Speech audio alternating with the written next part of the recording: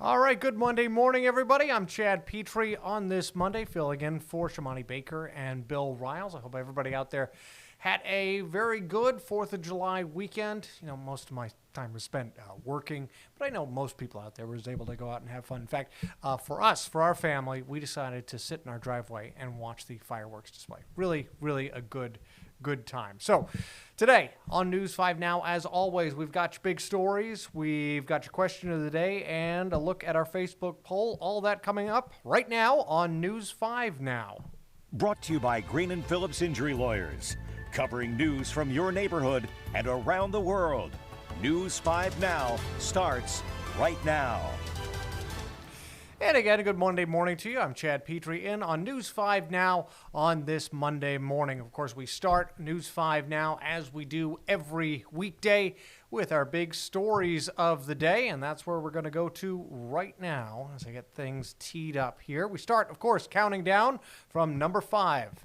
Number 5 on this Monday morning. Officials in Philadelphia are investigating what led to a mass shooting that left 3 people dead and 10 others injured early this morning.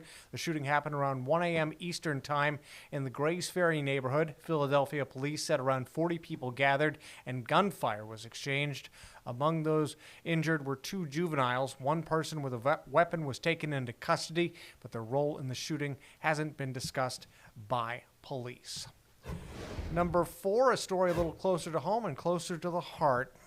Baldwin County chaplain is looking to provide some aid amidst the disastrous flooding in Texas. Chaplain Tony Dickey is taking teddy bears, comfort cubs more specifically, to the Guadalupe River area of Texas. There, he'll hand out the bears to survivors and first responders for emotional support. He's working with Disaster Victim Services with the United Cajun Navy. At least 82 people, including children from a girls' camp, have died. He compares the Texas disaster to what North Carolina saw after Hurricane Helene. Number 3. We're looking to hear more from officials on Dauphin Island today after a fire severely damaged a home on the 4th of July. Neighbors say fireworks were to blame. The use and possession of fireworks is illegal on Dauphin Island, but witnesses say that didn't stop some from setting them off. People lit up more fireworks despite a small fire starting in the front yard. The home suffered significant exterior damages, potentially worth thousands of dollars. Everyone inside the home, including 3 dogs, were able to get out safely.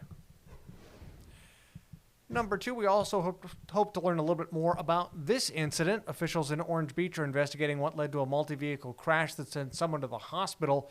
Happened very early on Sunday morning. Happened sometime after midnight Sunday morning on Canal Road, just off the Wharf West entrance, involving at least 2 vehicles. Debris and car parts could be seen all over the road and side of the road. Orange Beach police didn't say how many people may have been hurt or how badly they were hurt. One person had to be taken from an ambulance to be airlifted to a nearby hospital. And number 1, a man's body was recovered on Sunday after he fell overboard while fishing near Dauphin Island Saturday morning. The U.S. Coast Guard Sector Mobile says it got the call about a fisherman who fell overboard at about 7:30 Saturday morning. After a full day of searching, the Coast Guard called off their operation Saturday night.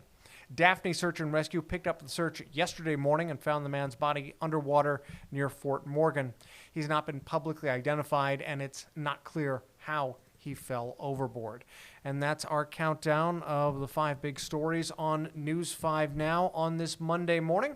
We go from our big stories now to our Facebook question, taking a look at our question of the day. A question was brought up during a recent Mobile mayoral forum, talking to 2 of the candidates about their different approaches to public safety. The question that they were asked about public safety, one suggested boosting police presence versus targeting known criminals. Which do you feel is a more effective method of policing? Again, there are different ways you could go with that. And some say, why not go to the worst areas? Some say targeting is the best way. Mark Bryant pointing out that the question is posed if these things were mutually exclusive. So again, this is also a form of police tactics that can work together in concert. So it's not clear exactly. It depends on the victor of the mayoral election that's going to be coming up in late August. And that'll be interesting to see who the top finishers are and if there will be a runoff in that as well. Another item that we are following today, of course, is our Facebook poll. It's something we were asking people about last week. And our question, just to help you guys remember it. What do you call the sleeve that keeps your drink cold? Koozie, 71%, a Huggy, 21%, and neither, 8%. Yeah, I go with neither. I don't really call it anything. It's just an insulated cup holder, but maybe that is too many words when we're talking about this sort of thing. We always want you guys to participate in our Facebook polls, and of course we'll have another one later today. We'll put that out on our Facebook fan page, so we encourage you to go to your Facebook app and add WKRG if you haven't already done so. Of course, we make a strong encouragement for you guys to be a part of that as well. Of course, we also want you guys to be a part of News 5 Now every day on News 5. We'll have the show daily on now at 8 o'clock, and on weekdays also at about 12:30 and also at 5:30 every weekday. So we encourage you again to follow us at Facebook at WKRG.news.5. So that is a look at all the things that we've got going on our Facebook page. And we, of course, thank you for joining us and being a part of News 5 Now on this Monday morning.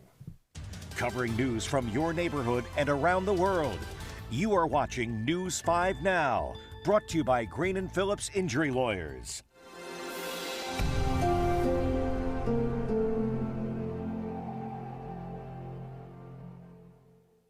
In the courtroom, the judge knows best, and this judge does too. If you've been hurt in a wreck, you need a law firm that knows the system and how it works. I'm attorney David Green. Call or come by anytime. You never need an appointment.